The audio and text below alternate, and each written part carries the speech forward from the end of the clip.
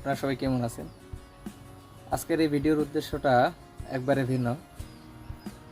অল্প কয়েকদিন আগে আমার এই একটা ভিডিওর মধ্যে এক ভাই কমেন্ট করছে যে আসলে ভাই আমি খুব সমস্যার মধ্যে আছি,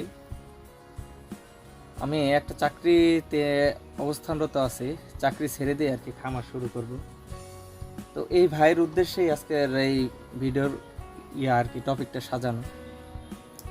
প্রথমে উত্তর দেব যে ভাই আসলে আপনি খামার করতে চান, এই বিষয়টা খুব সুন্দর বিষয়, কিন্তু চাকরি ছেড়ে দিয়ে যে আপনি খামার করবেন, সেই ক্ষেত্রে আমার মতামত হবে যে আপনার মূল উদ্দেশ্যটা কি। যদি আপনি এই খামার সেক্টরটা তো অবশ্যই আপনি জীবিকা হিসাবে নির্বাহ করবেন, এই উদ্দেশ্যে আসবেন যে এখান থেকে লাভ হবে, আমি চাকরির থেকে ভালো থাকবো, হয়তো এই চিন্তাধারায় করছেন।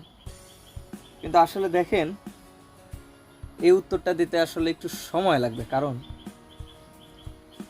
আপনি আপনি যে আর কি চাকরিটা করতেছেন, এই চাকরির জন্য আপনাকে কত বছর আর কি পড়াশোনা করতে হয়েছে, এরপরে আপনি ওই চাকরিটা করার জন্য যোগ্য হিসাবে নির্বাচিত হয়েছেন এবং আপনি চাকরি করেন, যে অবস্থায় থাকেন, মাস শেষে কিছু একটা স্যালারি পান। তো এই টাকাটা হাতে পাইতে আপনার কতদিন সময় লাগছে, এই জিনিসটা একটু চিন্তা করবে। আজকে আপনি চিন্তা করতেছেন যে চাকরি ছেড়ে দিয়ে আপনি খামারে আসবেন। ভাই, খামারে আসলে কিন্তু এই খামার আপনাকে প্রতি মাসে মাসে বেতন দিবে না। সেই সময় আপনার সমস্যা হবে কি, মন আরও ভেঙে যাবে। তাহলে তো চাকরিতে ভালো ছিলাম, আমি খামার সেক্টরে আসা আসলে আগে তো চাকরিতে কম হোক বেশি হোক আমি একটা স্যালারি পাইতাম বা বেতন পাইতাম, সেটা নিয়ে আমি চলতাম। কিন্তু খামার সেক্টরে এসে তো আমার সেটাও বন্ধ হয়ে গেল। তাহলে লাভ কি? তাহলে তো আমার আগে যা ছিল সেটাই ভালো ছিল। তো এর একটা সমাধান অবশ্যই আছে, সমাধান নাই এরকম কোনো কিছু না। ভাই দেখেন, খামার সেক্টরটা আসতে হলে অভিজ্ঞতার প্রয়োজন, এটা আমি শুরু থেকেই বলে আসতেছি। আর এটা আপনার কাজের পাশাপাশি করতে হবে।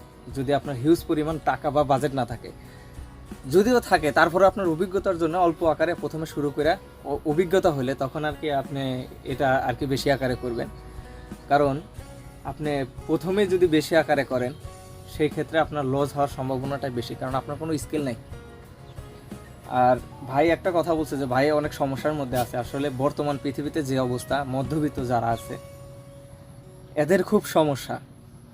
এদের মানে এরা বলতে পারতেছে না, কিছু করতেও পারতেছে না। কারণ আপনি হিসাব করেন, আপনি আগে একটা চাকরিতে যে পরিমাণ স্যালারি পাইতেন, এখন সেই পরিমাণই পাচ্ছেন, কিন্তু আপনার জীবনযাত্রার মান অনেকটা আগের চেয়ে হয়ে গেছে, মানে ব্যয়বহুল হয়ে গেছে যেটা বলি। কারণ জিনিসপত্রের দাম কোনোটাই আগের মতো নাই। এর একটা মূল কারণ আছে, সেটা হলো আমাদের পৃথিবী আগের মতো নাই। মহামারী, বিভিন্ন যুদ্ধ, আসলে